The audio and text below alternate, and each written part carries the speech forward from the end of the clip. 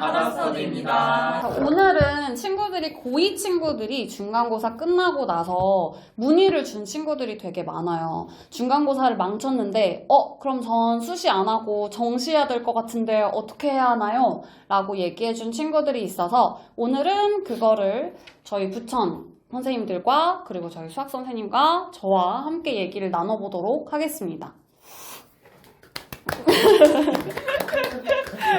일단 처음으로는 저희들이 중간고사 망쳤다고 정시만 올인하는 게 맞나 라고 하는 거에 대해서 얘기를 좀 나눠보려고 해요. 자, 일단 그럼 망친 기준에 대해서 선생님들은 어떻게 생각하시나요? 성적 기준으로 내신 등급이 3.5도 안 나왔다? 그러면 많은 친구들이 망쳤다고 생각하지 않을까요? 맞아요. 친구들이 목표하는 학교에 따라서 조금 다를 것 같아요. 내가 대학을 어디를 목표로 하느냐에 따라 조금 다를 거라서 만약에 내가 서울대 연고대를 희망하는데 내가 2점 후반대가 나왔다. 근데 난 수시로 가고 싶다? 그거는 대부분 이제 고2 때 이 고민을 얘기하는 친구들은 1학년 성적 때부터 망쳐서 이 얘기를 하는 경우가 많은 것 같아서 제가 상담을 해본 결과 그래서 1학년 때 만약에 평균 4등급 이하였다. 근데 이번 중간고사 봤는데 역시나 4등급 이하이다. 라고 하면 일단 정시 쪽으로 방향을 맞춰서 준비를 하는 게 좋지 않을까 저는 그렇게 생각합니다. 이쌤은 어떻게 생각하시나요?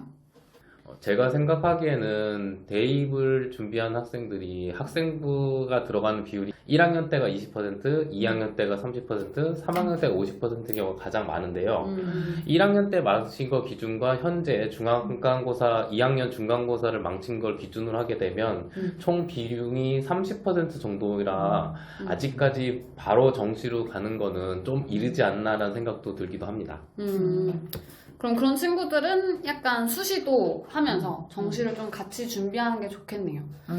두 번째로는 정시를 그러면 저는 그러면 정시를 준비해야 할 것 같은데 그러면 정시 준비를 어디서부터 어떻게 시작을 해야 할까요? 라고 물어보는 친구들이 많더라고요. 아무래도 고2 친구들은 아직 고3이 아니다 보니까 어떻게 해야 되는지 좀 막막해하는 친구들이 있어서 어떻게 하는 게 좋을까요? 뭐부터 하는 게 좋을까요? 우선은 중간고사 수학을 기준으로 말씀드리면 중간고사 범위가 아마 6월 모의고사 범위와 거의 비슷하게 나올 겁니다. 그러면 그 모의고사에 대해서 본인이 어느 정도 정시에서 문제를 풀 수 있느냐 이거를 파악하기 위해서는 모의고사가 가장 제일 좋은 방법일 거고요. 그걸 준비하기 위해서 수학 같은 경우는 중간고사 범위까지 했던 문제들을 같이 풀면서 내용 정리하고 좀 시간이 더 있다면 기출문제나 모의고사 작년 6월 기출문제 같은 걸 확인해서 본인이 어느 정도 준비하고 그 점수를 확인해서 정시의 방향을 정하는 게 제일 좋을 것 같습니다. 근데 만약에 6월 모의고사를 봤는데 4, 5등급이요 이러면 어떻게 해야 될까요?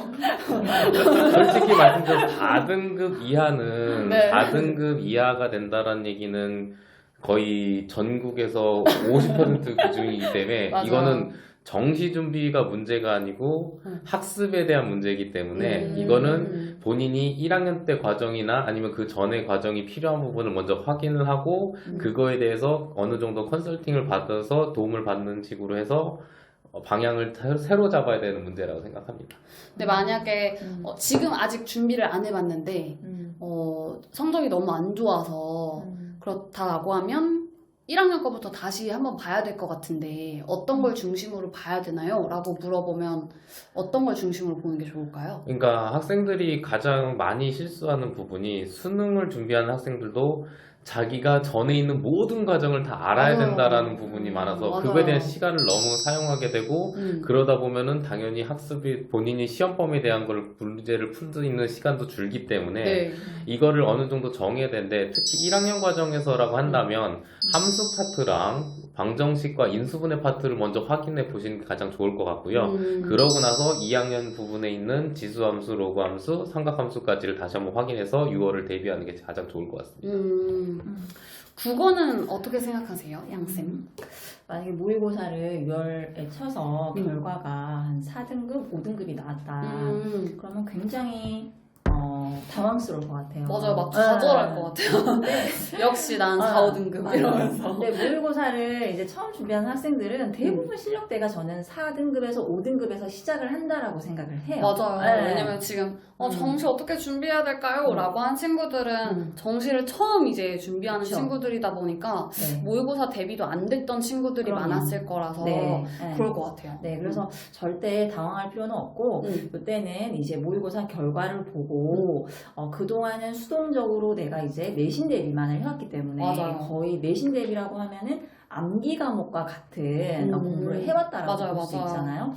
그래서 이제 모의고사를 보고 그 결과를 바탕으로 일단 좀 국어의 전반적인 개념 강의를 먼저 시청을 하는 게 저는 도움이 될 것 같아요. 맞아요. 그래서 뭐 가령 예를 든다면 문혜정의 뭐 나비 효과라든지 네. 그런 강의를 한번 완독을 한 다음에 그러고 나서 이제 계획서를 통해서 일주일에 한 5일 정도는 독해 훈련이 들어가야 된다고 생각해요. 맞아요, 맞아요. 독해 너무너무 중요해요. 그렇죠. 네. 그래서 이제 뭐 문학 한 지문, 비문학 두 지문 해서 매일 세 지문의 글을 매일매일 독해 훈련을 하면서 인강을 같이 병행을 하는 게 초반에는 도움이 된다라고 생각을 해요. 교재는 그러면 어떤 걸 쓰는 게 좋을까요?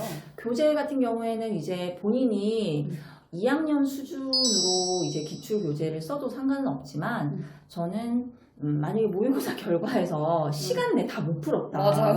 비문학 두 지문 그런 내가 친구들 통째로 너무 날렸다. 많아요. 네. 이러면은 고1부터 시작해도 문제는 없다라고 생각해요.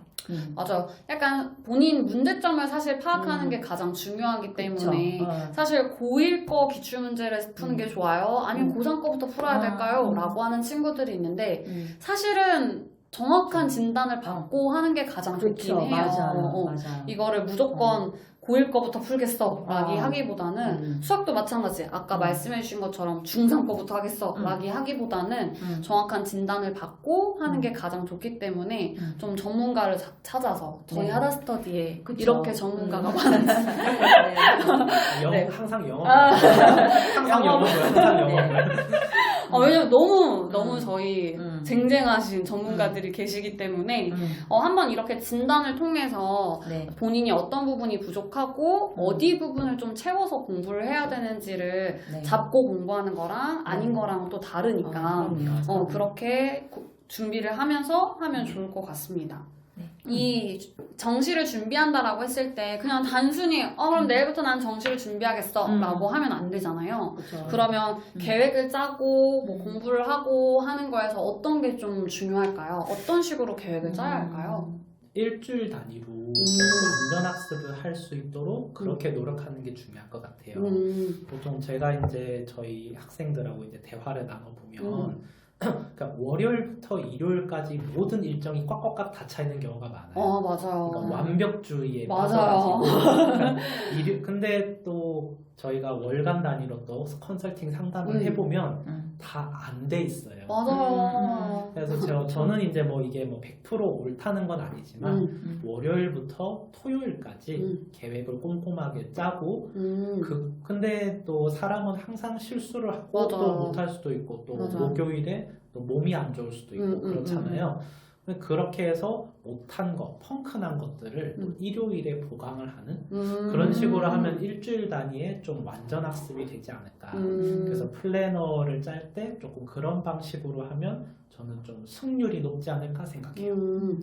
상담을 하다 보면 친구들이 이제 플래너, 공부 계획 관련해서 상담을 하면 오늘 이거 계획한 거 못 해가지고 그냥 오늘을 망쳤어요. 그렇죠. 그래서 오늘 그거 다 하려고요. 라고 하는 친구들이 있는데 그런 친구들은 어떻게 해야 될까요? 그게 이제 약간 리셋 증후군이잖아요. 맞아요. 리셋 증후군이죠. 맞아요. 아니, 저는 그게 참 안 좋다고 생각해요. 그래서 월요일 걸 못했으면은 또 다 뒤집어서 새롭게 짜고 또 이제 좀 엎어버리고 그러지 말고 할 수 있는 걸 꾸준히 하고 대신 못한 부분을 아까 말씀드렸듯이 조금은 일요일에 그러니까 아침부터 오후까지 하고 그러면 보통은 저녁에 끝나요. 맞아요. 그럼 또 저녁에는 또 자기만의 또 휴식 시간을 가지고 또 그러면 또 월요일에 공부할 수 있는 또 힘이 생기고 그런 식으로 조금 사이클을 돌리는 게 좋지 않을까 저는 그렇게 생각해요. 맞아요. 친구들이 약간 공부 계획을 짤 때 너무 처음부터 무리하게 짜다 맞아요. 보니까 이게 지켜지지 않으면 또 포기하고 음. 아까 말씀해주신 것처럼 리셋 계속 다시 해야겠다. 다시 해야겠다. 맞아요. 그래서 매주 월요일마다 친구들이 플래너를 월요일 썼다가 음. 이제 수요일 잠깐 썼다가 음. 뒤에 이제 날짜 없어지고 음. 그런 경우가 좀 많은 것 같아요. 그리고 또 음. 좀 너무 막연하게 길게 맞아요. 잡고 짜는 것보다 어떤 네. 식으로 짜는 게 좋을까요? 저는 남들이 그런 계획서를 모방해서 막 일반적인 맞아요. 그런 계획을 짜는 것보다는 본인의 그런 특수한 상황을 좀 고려해서 계획서를 짰으면 해요. 가령 내가 화요일, 목요일에 학원을 간다. 그러면은 그날은 이제 일단 처음에 만약 기출문제 300페이지가 있어요. 그럼 맞아요. 300페이지를 한 달 동안 내가 이 한 권을 다 떼겠다. 라고 정했어. 그러면 한 달은 사주고 그렇게 되면은 300페이지니까 일주일에 80페이지를 본인이 이제 마스터를 해야 되잖아요. 근데 이제 화목에 학원을 가다 보니까 그러면 하루에 10장씩은 나가야 되는데 화목은 학원을 나가니까 10장을 할 수가 없는 거죠. 그럼 그날은 어떻게 한 5페이지 정도만 하고 또 학원을 가지 않는 날은 뭐 10페이지지만 내가 조금 시간이 더 남는다. 그럼 조금 유연하게 대처해서 10페이지가 아니라 15페이지를 해서 내가 그 주에 80페이지를 해야 된다고 하면 그걸 어떻게 하든 완수하는 그게 저는 중요할 것 같아요. 이게 단순히 국어 공부를 해야 해 라고 하는 것보다 이렇게 몇 페이지 몇 페이지로 정하니까 좀 더 하기 싫은 마음이 좀 덜해지는 것 같긴 해요. 구체성이 중요한 것 같아요. 맞아요. 사실상 친구들이 수학에도 좀 친구들이 가중치를 좀 많이 두는 편이어서 하루에 저는 수학이 많이 부족한 편이라서 다른 과목보다 수학을 뭐 5, 6시간 해야 될 것 같은데 어떻게 해야 될까요? 라고 하는 친구들이 있는데 그럼 뭐 다른 과목보다 수학을 좀 더 분량을 둬서 공부를 해야 하는 건지 어떻게 계획을 짜면서 공부를 하는 게 좋을까요? 생각 못한 질문. 그러니까 지금 현재 목표로 하는 학생들이 지금 이제 정시를 준비하겠다라는 걸로 지금 가고 있기 때문에 우선은 본인의 상황을 잘 파악해야 될 것 같아요. 아무리 봐도 내신 등급이 지금 수학이 4등급에서 5등급이란 얘기는 모의고사를 보더라도 잘 봐야 4등급 정도 선인데 그러면 4등급 선까지의 문제에서는 지금 고난이도 문제는 뭐 킬러 문제라든가 중킬러 문제를 건드리기보다는 기출 문제에서도 어느 정도 자기가 풀 수 있는 특히 2점짜리, 3점짜리는 안 틀리겠다. 그걸 먼저 단기적인 목표로 해서 아까 국어에서도 말씀하셨듯이 정하는 양을 하면서 부담을 줄이듯이 수학도 본인이 지금 풀 수 있는 거는 어떤 유형이 되더라도 2점짜리, 3점짜리는 맞겠다라는 식으로 먼저 공부를 하고 그게 준비가 된다면 이제 4점짜리 같은 경우도 준킬러 이하에 있는 문제들은 충분히 2점짜리, 3점짜리 문제에서 개념만 한두 개 정도 들어가는 문제이기 때문에 충분히 해결할 수가 있기 때문에 그런 식으로 단계적으로 학습을 진행하게 되면 본인이 수학에 대해서 부담을 느끼는 것도 줄 거고 학습 시간이 늘어나서 다른 거에 대한 학습을 못하는 그런 것도 줄 수가 있기 때문에 그런 식으로 본인에 맞게끔 문제를 세팅하는 게 좋을 것 같습니다. 수학도 그러면 부족하다고 해서 무작정 많이 한다기보다는 전략적으로 약간 접근해서 본인한테 이제 맞춰서 자신감도 좀 찾고 하는 공부 방법을 쓰는 게 좋다고 말씀해 주시는 것 같아요. 너무 좋은 팁이네요. 그래서 저희가 이제 이렇게 얘기를 하다 보니까 결국에는 이 모든 것들이 좀 자기주도적으로 자기가 부족한 부분을 좀 채워서 공부하는 게 좀 중요한 것 같아요. 그러면 상위권 친구들은 뭐 이렇게 전부 다 공부를 하고 있는 건가요? 제가 알고 있는 상위권이라고 하면 한 4% 이내에 드는 학생들인데 대부분 너무 짠 거 아니에요? 10%까지. 네네. 10%. 그 정도 안에 드는 학생들은 대부분 자기주도 학습이 이루어지고 있고 그 자기주도 학습의 근간이 바로 학습 플래너다. 그래서 스스로 자기가 자기의 어떤 시간들을 쪼개어서 과목을 선택을 하고 그 시간들을 제대로 좀 효율성 있게 그렇게 운영을 하고 있더라고요.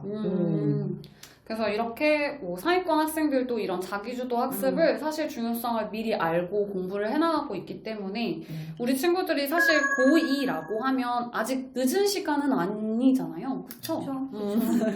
그래서 정시를 준비하기도 그리고 아까 말씀해 주셨듯이 이제 수시를 같이 병행하는 친구들도 아직 늦은 건 아니기 때문에 본인이 나는 공부의 길이 아닌가 봐 라고 미리 포기하지 않고 준비를 저희가 오늘 말씀드린 것처럼 준비를 한번 해보셨으면 좋겠습니다. 사실 이렇게 정시분 준비 처음부터 어떻게 해야 돼요? 라고 하는 친구들은 플래너를 짜기도 사실 힘들 거예요. 본인이 어떤 게 지금 잘 안 되는지 진단도 어려울 거고 그래서 저희 하다스터디에 오시면 저희 전문가분들이 영업. 그래서 저희 하다스터디 선생님들이 이 부분을 학습 컨설팅을 지금 진행을 하고 있어요. 그래서 친구들이 이제 모르는 부분 그리고 내가 어느 부분이 문제고 어떤 식으로 하루에 계획을 짜고 플래너를 짜야 하는지 오늘 얘기했던 부분을 좀 더 구체적으로 상담받으실 수 있으니까요. 궁금한 점이 있다라고 하면 댓글 남겨주시거나 아니면 저희 하다스터디로 문의주세요. 오늘은 여기까지 저희들 한번 얘기해보도록 하겠습니다. 저희는 다음 시간에 또 만나도록 할게요. 안녕.